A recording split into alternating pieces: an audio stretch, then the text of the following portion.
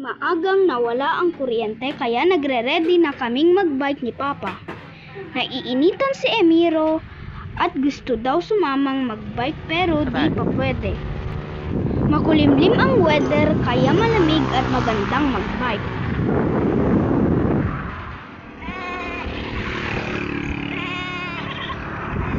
Good morning mga kambing, kwentuhan lang kami ni Papa at andito na pala kami sa bayan ng San Juan.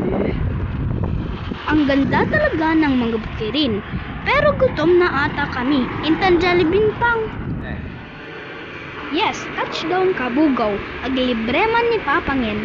Happy at busog na naman kami. Agpark ka muna dyan sa Glit Tandem Bike. Eat lang kami. Oops, bago pala kami umuwi, bili muna kami ng pasalubong ni Emiro. Di pa kasi siya pwedeng sumamang mag-bike. Pero sana one day, maisasama na namin siya sa pagbabike ni Papa. Excited na kaming makauwi ni Papa. Medyo mabilis na mabagal ang aming takbo. Bali 28 kilometers pala ang ride namin today. Happy si Emiro sa pasalubong namin sa kanya.